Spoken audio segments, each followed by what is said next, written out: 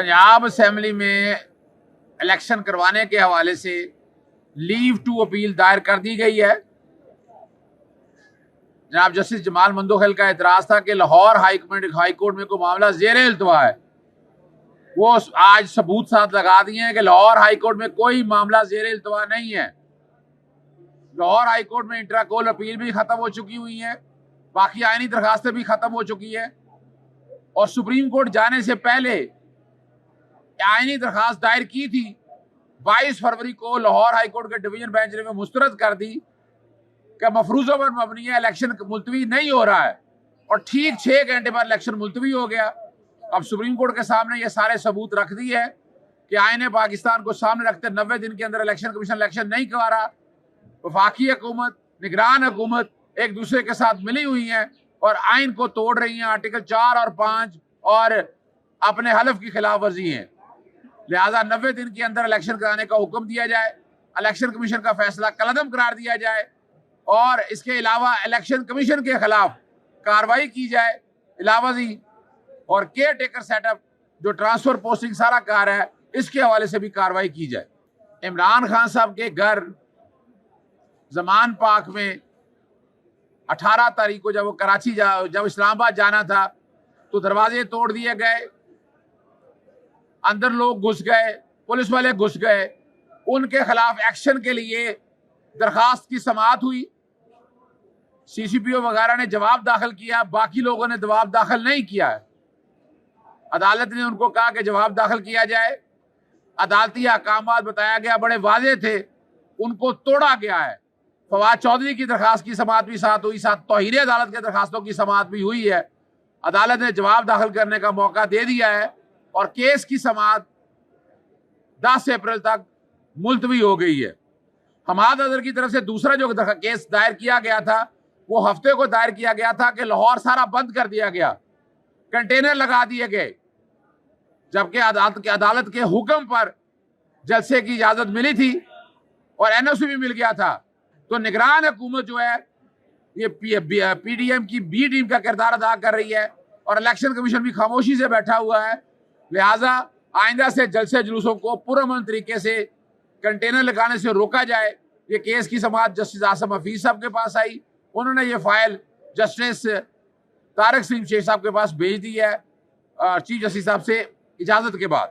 अस्सलामुअलैकुम, मोहम्मद अज़हर सिद्दीक अपने programme match views के साथ हाजिर खिदमत। शुरू में आपने प्रोग्राम मेरा प्रेस ब्रीफिंग देख ली होगी जो मैंने लाहौर हाई कोर्ट के फैसले के खिलाफ।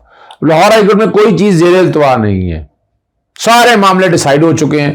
इलेक्शन करवाने के हवाले से भी जो दरख्वास्त थी जो मुस्तरद की थी उसके अगेंस्ट CPLA जो है उस सुप्रीम कोर्ट में वो आपने मेरी सारी मीडिया डिस्कशन सुन ली है।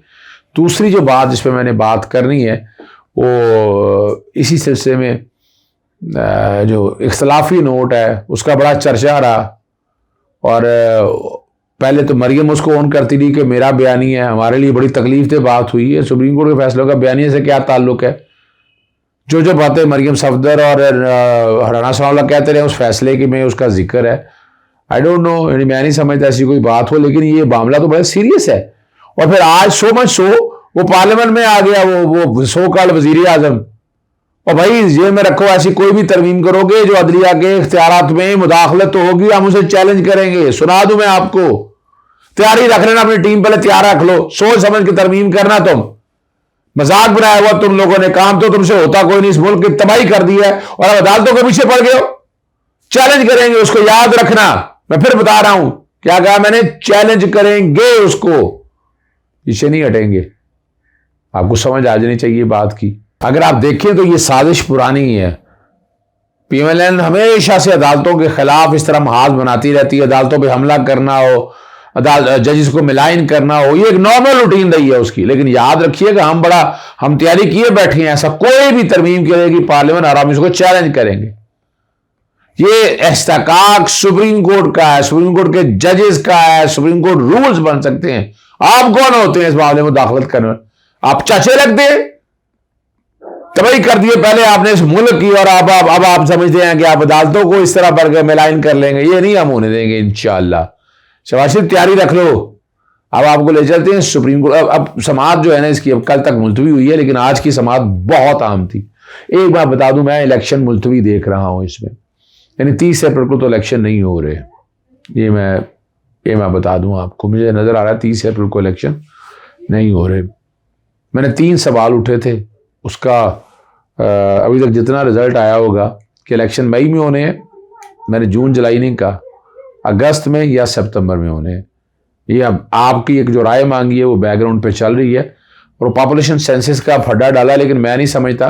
पॉपुलेशन सेंसस जब वोट ऑफ नो कॉन्फिडेंस वाला मामला जब शुरू हुआ था उस वक्त ही बड़ी बातें हुई थी इसके ऊपर कि हम अभी करा लेंगे, तो अभी इन्होंने कराया ही कोई नहीं, इन्होंने जब काम ही कोई नहीं किया, ये बदनीति का अमल शामिल है, इसे इलेक्शन से क्या ताल्लुक है। अब जो कि असेंबलियां तहरीर हो चुकी हैं, अभी आप कराते रहे, आप नेशनल असेंबली के इलेक्शन करा लीजिएगा, आपको रोका है किसी ने, लेकिन ये मैं नहीं समझता कि ये किसी तरह से भी जस्टिफाइबल है। सुप्रीम कोर्ट में सूबाई असेंबली में आम इंतखाबात के केस की समाअत चीफ जस्टिस उमर ताबिन दयाल की सरबराही में justice Ijazul Hasan, justice Munib Akhtar, justice Aminuddin Khan और जस्टिस जमाल मंदोखेल की सरबराही में हुई, और नए अटॉर्नी जनरल जो है वो उस्मान का जो खैर मकदम किया। तो है कि आपसे बेहतरीन मुआवनत मिलेगी, कार्रवाई को लंबा नहीं करना चाहते। सादा सवाल है कि इलेक्शन कमीशन तारीख आगे कर सकता है या नहीं। अगर इलेक्शन कमीशन का इख्तियार है तो बात ख़त्म हो जाएगी। क्या इलेक्शन की इंतखाबात की तारीख बदल सकता है? तो ये चीज़ सब के रिमार्क्स हैं, ठीक है ना जी। और सियासी जमातों को फरीक बनाने के लिए एडिशनल अटॉर्नी जनरल ने नुक्ता उठाया था। ये अटॉर्नी जनरल के हवाले से अदालत ने ये बात सामने रखी है। जमहूरियत के लिए कानून की हुक्मरानी लाजिम है, कानून की हुक्मरानी के बगैर जमहूरियत नहीं चल सकती। कार्रवाई और यहाँ सियासी जमातों को और यहाँ जो बात कह रहे हैं सियासी दर्जा हरारत इतना ज़्यादा हो गया तो मसाइल बढ़ेंगे। मुल्क इस वक्त अनारकी और फाशिज्म है, ये फारूक नाइक उठ के आ गए। सुप्रीम कोर्ट 2 जजेस ने फैसला दिया, ये अटॉर्नी जनरल बात करते हैं। इस वक्त सवाल फैसले का नहीं, इलेक्शन कमीशन का है। अदालती फैसला अगर 4-3 का हुआ तो किसी हुक्म के वजूद ही नहीं जिसकी खिलाफ वर्जी हो। अदालती हुक्म नहीं था तो सदर मुल्क तारीख भी नहीं दे सकते थे। 1 मार्च के अदालती हुक्म को पहले तय कर लिया जाए। मौजूदा केस में सदा के फैसले पर अमल दरामद है। बेंच के अरकान दरख्वास्त में उठाए गए सवाल का जायजा लेने बैठे हैं। आपका इन्हिसार जो है वो तकनीकी नुक्ते पर है। सुप्रीम कोर्ट दायरा इख्तियार दरख्वास्त तक महदूद नहीं, इस वक्त मुकदमा तारीख देने का नहीं मनसूख करने का है। मैं आपको पहले कहता रहा था कि ये फैसला अमल दरामद का मामला है, जमहूरियत के लिए इंतहाई ज़रूरी है। ये चीज़ सब रिमार्क्स देते हुए बात करते हैं और तकनीकी बुनियाद पर मामला मत ख़राब करें। सुप्रीम कोर्ट 1 के फैसले पर 1 मार्च के फैसले अमल दरामद हो चुका है। इस मामले को दोबारा उठाकर अदालत में पेश ना किया जाए। और बड़ी ज़बरदस्त बात की यहाँ पर जस्टिस जमाल मंदोखेल ने, मैं तारीफ़ करूँगा, मैं इनकी बहुत इज़्ज़त करता हूँ बहुत। मैंने चूँकि वोट ऑफ नो आर्टिकल 63 में मैं कई केसेस में मैंने इनको सुना है, पॉजिटिव होकर सोचते हैं। 1 मार्च का सुप्रीम कोर्ट का फैसला कितने अरकान है, ये सुप्रीम कोर्ट का अंदरूनी मामला है, और यही बात ख़त्म कर दी। अदालत फैसले कितने अरकान का, ये हमारा अंदरूनी मामला है। ये बताएं कि 90 रोज़ में इंतखाब करना नहीं तकाजा था। जस्टिस जमाल मंदोखेल ने तो कमाल कर दिया उन्होंने। क्या इलेक्शन कमीशन इंतखाब की तारीख मनसूख कर सकता है? मामला क्लियर करने पर चीफ जस्टिस जमाल मंदोखेल का शुक्र मशकूर हैं। लोग आटे के लिए लाइनों में लगे हुए। यहाँ ही मैं बात बता दूं आपको, ये जो मर्जी करते रहे, हालात नहीं है इनके, बड़ी बुरी तरह से फंस चुके हैं, उलझ चुके हैं। ये कितना लटकाएंगे इस मामले को लटकाना इतना आसान काम नहीं है, ठीक है ना जी। तरीके इंसाफ और हुकूमत की जिम्मेदारी है मुल्क की हालात को बेहतर किया जाए। तमाम इदारों का एहतराम लाजमी है। हर इदारे अपनी हदूद में रहकर काम करें। ये वकील PTI ने आप अपनी क़यादत से भी ऐसे रवैये की तवक्को रखें। PTI को पहल करना होगी, अदालत से रुजू किया। मुल्क में इस वक्त तशद्दुद और अदम बर्दाश्त है। माशी हालात जहाँ जो बात है ना, दस्तों की ज़बान में झांकना होगा। और यहाँ जो बात एक बड़ी अजीब सी है कि जो फैसला है वो बड़ा हरफ तनकीद रहा, तो बैकफुट में जाना पड़ा इस सारे मामले को सामने रखते हुए। तो अगर इन चीज़ों को अगर आप देखें तो आप लोगों को समझ आ जाती है। और इंतखाबात ताख़ीर हुए तो मज़ीद बहरान बढ़ेगा। क्या इलेक्शन शेड्यूल 90 दिन से कम किया जा सकता है? जी बिल्कुल, मैं तो ऑफिसर्स हूँ। इलेक्शन के बाद 90 दिन का शेड्यूल, ये सेक्शन 58 की बात हो रही है, सेक्शन 57 सदर की तारीख की बात हुई। 90 दिन से ज़्यादा ताख़ीर नहीं कर सकता जस्टिस जाजुल हसन। 90 दिन अब भी गुजर गए हैं। जस्टिस जमाल मंदोखेल, आयन की हमारे मुल्क में कोई परवाह नहीं करता। जस्टिस जमाल मंदोखेल, इलेक्शन तो हर सूरत होने हैं। सवाल ये है कि अब 90 से ज़्यादा तारीख दिन कौन देगा? और सवाल ये है कि क्या एक बंदे की ख्वाहिश पर असम्बली तहलील होनी चाहिए, जो बस बंदूक खेल वज़ीर आज़म और वज़ीर आला मुंतखब नुमाइंदे होते हैं। अली ज़फ़र के रिमार्क्स से अगर वज़ीर को अपनी जमात में रहनुमा लाना चाहिए तो असम्बली टूट सकती है।